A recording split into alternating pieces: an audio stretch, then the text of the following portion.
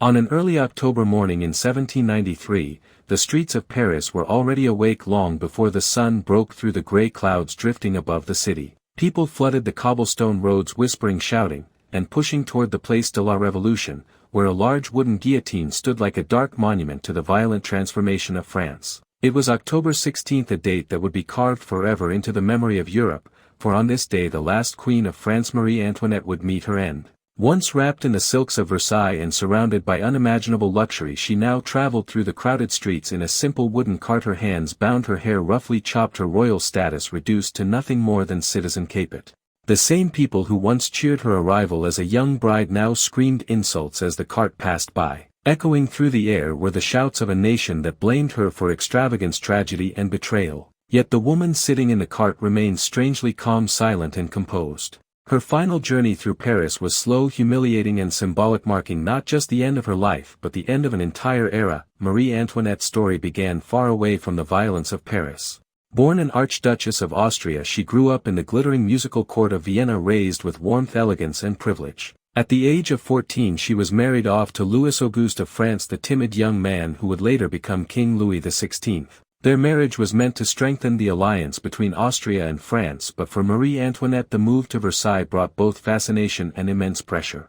Versailles was a world of strict rules, constant gossip and elaborate ceremonies. Every step she took, every dress she wore, every expression on her face was scrutinized. Over time the young queen found comfort in fashion, entertainment and luxurious gatherings. She built a private retreat called the Petit Trianon, where she surrounded herself with friends, music parties and elaborate gowns. Though much of her spending was exaggerated through pamphlets and rumors, Versailles became a symbol of excess while the people of France struggled under the weight of debt, poverty and skyrocketing bread prices. The famous quote often attributed to her, "Let them eat cake," was almost certainly never spoken by Marie Antoinette. Yet once the rumor spread across Paris, it became the perfect symbol of a queen supposedly disconnected from the suffering outside the palace gates. Pamphlets mocked her, calling her greedy, foreign and immoral. Caricatures painted her as a villain responsible for France's financial collapse. The truth was far more complex, but in a nation gripped by hunger and resentment, images mattered more than reality. As bread shortages worsened and taxes grew unbearable, the people no longer saw Marie Antoinette as a queen but as the embodiment of everything wrong with the monarchy. By 1789 the simmering anger finally exploded. The French Revolution had begun. Crowds stormed the Bastille, a symbol of royal tyranny, and marched to Versailles demanding bread reform and justice. The royal family was forced to move from the grandeur of Versailles to the Tuileries Palace in Paris, where their life became a fragile balance between dignity and captivity. The king and queen lived under the constant watch of revolutionaries, their power steadily stripped away. Marie Antoinette, once the glittering heart of French luxury, now found herself a prisoner within her own country. As France spiraled into chaos, the queen desperately tried to defend her family and secure their escape. The infamous flight to Varennes in 1791 was her boldest attempt. Disguised and traveling at night, the royal family nearly escaped the tightening grip of the revolution, but their plan failed disastrously when they were recognized and arrested. That moment shattered any remaining trust the French people had in their monarchs. From that point forward the king and queen were no longer symbols of stability, they were enemies of the nation. In January of 1793 Louis XVI was put on trial and executed. The fall of the king shocked Europe and sent tremors through every royal court. But for Marie Antoinette it meant something more personal. She was now a widow, a mother fearing for her children, and a queen without a kingdom. After the king's death France plunged into the darkest period of the revolution, the Reign of Terror.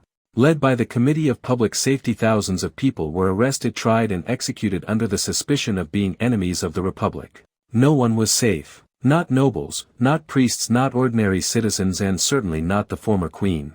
She was moved to the Conciergerie prison, where she spent her final months in a tiny damp cell. Her health declined rapidly. She was isolated from her children, alone except for the guards ordered to watch her night and day. In October she was put on trial. The proceedings were fast, harsh and predetermined. She was accused of treason, conspiring with foreign powers, and influencing the king to betray the revolution. Some accusations were so outrageous that even many revolutionaries were shocked, but the verdict had already been decided.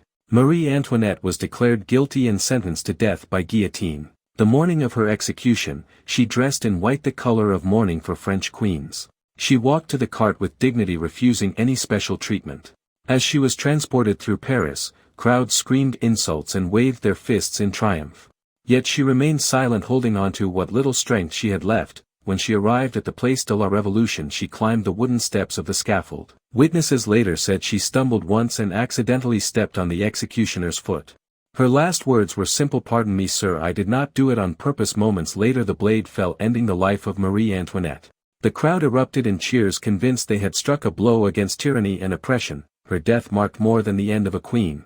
It signaled the destruction of the old royal regime and the collapse of centuries of absolute monarchy in France. Across Europe, kings and queens trembled at the message the revolution had delivered, a message written not with ink but with blood. The era of unquestioned royal power was fading, replaced by new ideas of liberty, equality, and the rights of the people. Yet the revolution itself would continue to turn, devouring even its own leaders in the relentless cycle of fear and suspicion. Over 2 centuries later, Marie Antoinette remains one of the most debated figures in history. Some remember her as a wasteful, indifferent queen whose extravagance helped ignite a revolution.